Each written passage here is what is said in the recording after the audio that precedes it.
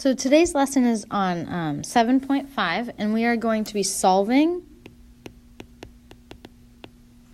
factored equations. So in case you weren't aware, there are two types of writing polynomial equations. So we can have them in standard form, in which case we can clearly see the quadratic term,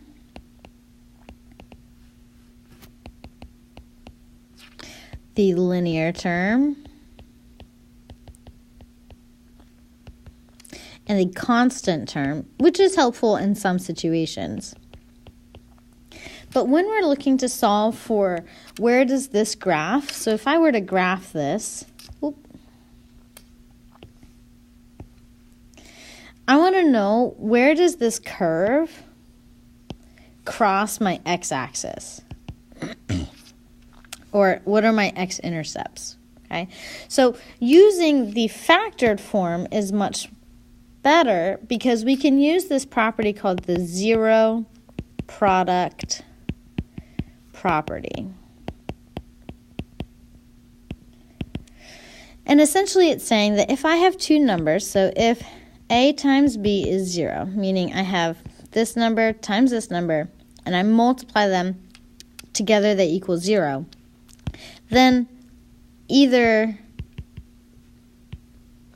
A, B, or both A and B, okay, so either one or the other or both of them must be 0, right? So if I told you that A was 10, then you know that B has to be 0 because there's no number multiplied by 10 that would give us 0 other than 0 itself. Likewise, even if we said that A was like -2, then B would also have to be 0. And we can switch those around so that B was 6, and then that means that A would have to be 0 because when I multiply them, they give us 0. So using that logic, we can say that this is A and this is B. So one factor is A and one factor is B. See how they're multiplying together?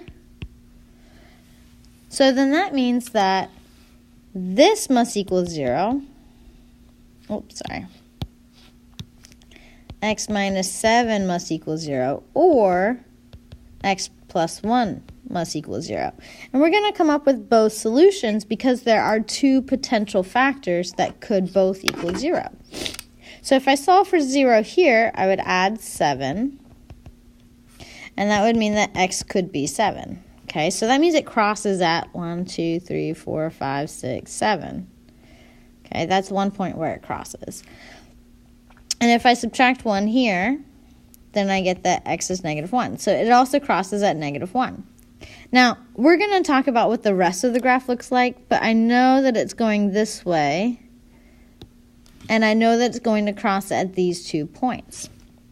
So these are called the zeros, the solutions. Sometimes they're referred to as the roots, or even the x-intercepts of the equation. So now we can kind of work backwards and say, okay, write an equation in factored form that has the solutions of -2 and 9. All right, so we're going to say x equals -2 and x equals 9. Well, if I work backwards and instead of having it already be 0, I'm going to make it be 0. So if I add 2, then I get x plus 2 equals 0. And I'd have to take away 9. X minus 9 equals 0.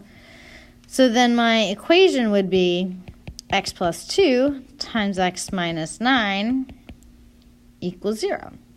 Because I'm going to take this as one factor and this as the other factor.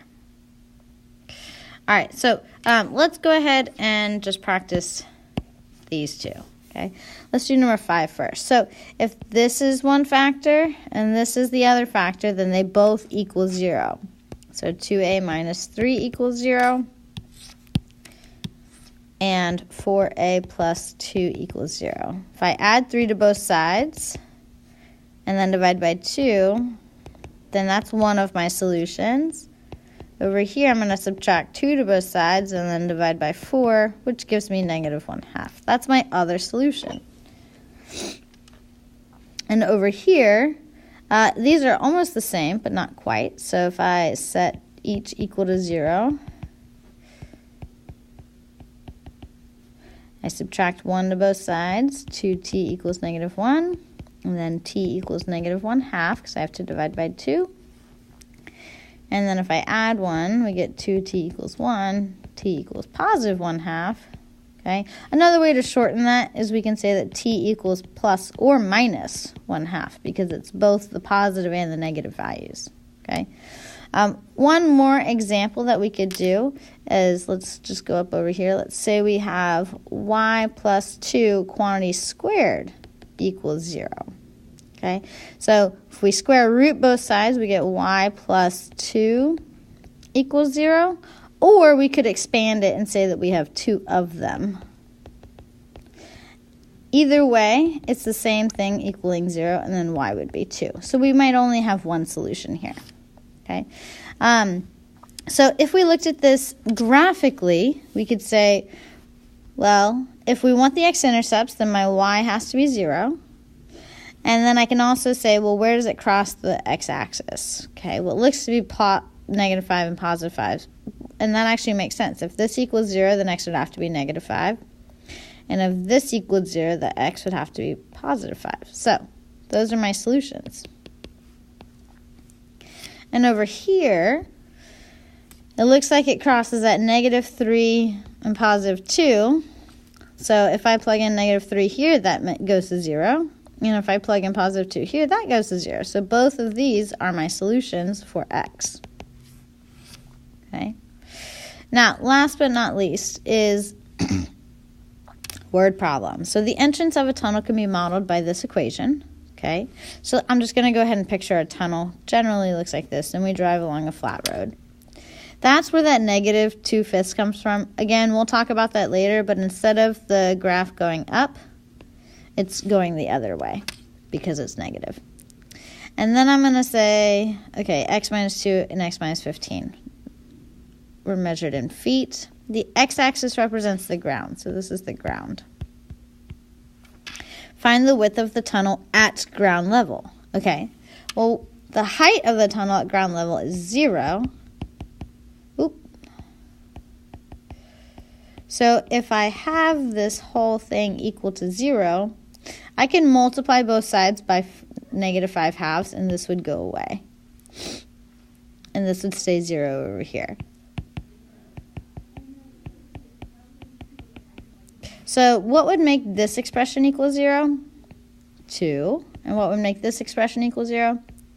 15. So that means that this is at 2 feet and this is at 15 feet. So my y-axis is somewhere over here.